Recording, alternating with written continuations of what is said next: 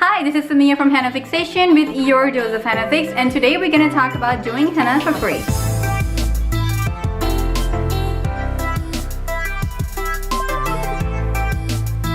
Before we start on this topic, it is very important to remember that you are the one who is going to be performing the henna. Which means that this is your choice if you want to give free henna or not. It is your choice if you want to charge it or not.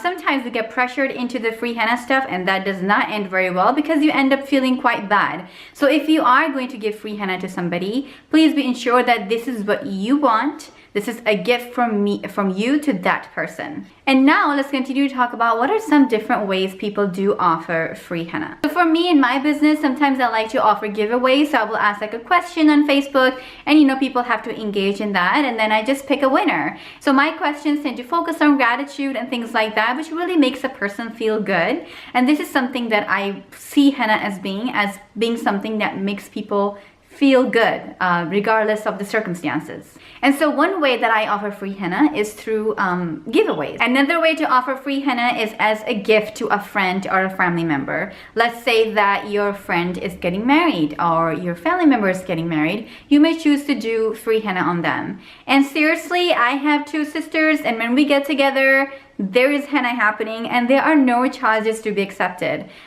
It is totally up to you, but I do not charge my sisters. A lot of the times I have seen people give henna as a gift, as a wedding, like I mentioned, or it could be like a birthday present or something like that, because it is an experience and that person will carry it with them for a long time. So, and you know what? It is up to you. So this is not something that I've always done.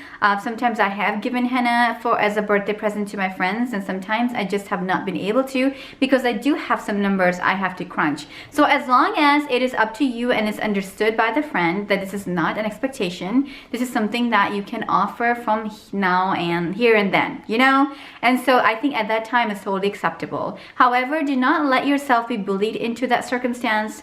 I can say that about a lot of things in life. Don't get yourself be bullied into anything. And I think this is very important, especially as people, small businesses or local businesses. We really have a lot of overhead on us. Generally, we have a lot of things to worry about. We don't get the corporate taking care of us or all that kind of stuff. And so I think, you should be able to communicate that with your friend. And if there is an expectations, then, you can clear it up. And if it causes some issues in your relationship, then maybe that relationship wasn't at the level that you expected it to be. That's what I would say. Don't take my word for it. This is your life. You do what you want. But I'm just saying this might be a reality that you will have to face. And so in the end, you're more than welcome to give it to whoever you want as long as you're okay with it. Another way I think of giving henna freely, it's not technically free, but I don't get anything from it, is by doing fundraisers.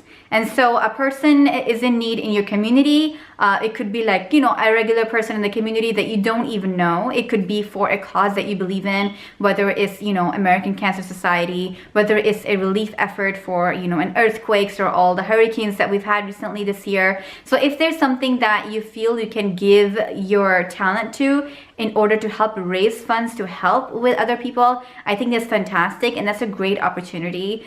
You can choose to get a percentage of it if you want, 10%, 20%, just so you can cover your henna itself. And you probably are going to giving out your business cards or your aftercare cards, which do cost a lot at the end of the day. So if you are going to be worried about that, you don't have enough, you can't cover it from your own pocket basically, then feel free to mention that to the organizer and say, I will be taking 10% or 20% or 30%, whatever you feel comfortable with. But in general, I think this is a great opportunity to share henna with the world.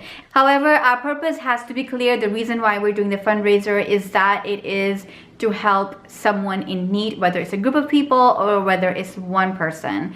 And in the end, it actually shares the henna with a lot of other people in the community. Some people might not be even aware that you have it on board here, and then suddenly there's this one person who's doing henna, and you're gonna get your name out there as well. So there are two benefits to that. You can look at it here in that way. And that does not mean that you have to say yes to every fundraiser if you're putting yourself out there. And I am a person who thinks that I should really believe in the cause that I'm supporting. I'm not going to support a cause that I don't believe in. For instance, as a business owner here in the States, I don't do fundraisers for religious organizations. I just refuse to do that. This is not part of my outlook. This is not part of my business, and I will not do it. That's something that I have drawn a line to.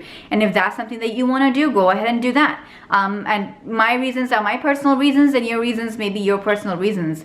But just, but have some standards, have some things where you're going to say, I'm not going to do that. That is not okay with me, but I can do anything else. If a person comes up to you with a fundraiser, you're able to communicate clearly if you can help them out or if you are not able to do it at this time. At the end, you just want to be courteous in your words, respectful. And you know what? This is an opportunity for you to help out, which is actually something that is good for you, because who does not like helping out the communities and bringing positivity in your surroundings? So if you have an opportunity to give freely, whether it's to your friends, whether it's to your family, or even if it is in the case of fundraisers and relief efforts, then why not? It can bring awareness to the people, as well as it can really share some joy. I truly believe henna is capable of sharing so much joy with people. I have done henna on a lot of people, and they always leave smiling, and they're always happy, and they're just content with that situation. They trust me with their artwork, that I'm providing them with quality henna. I'm providing them with the best henna I can provide, and that is something very, very beautiful. So yes, in the end, there is a business aspect. I do have to look at numbers. I do have to cover, some things in my business. But that's just one side of it. The majority of it is me doing henna and sharing it with people. So if you are able to do that, if you're able to provide free henna for people who can't afford it otherwise. Henna is not something that's necessarily cheap. It is something that can cost. I mean, it's like not everyone gets their pedicures or manicures done. Not everyone gets their eyebrows or, all that stuff taken care of. And so henna is something that's also extra. It is not a necessity. It is a luxury.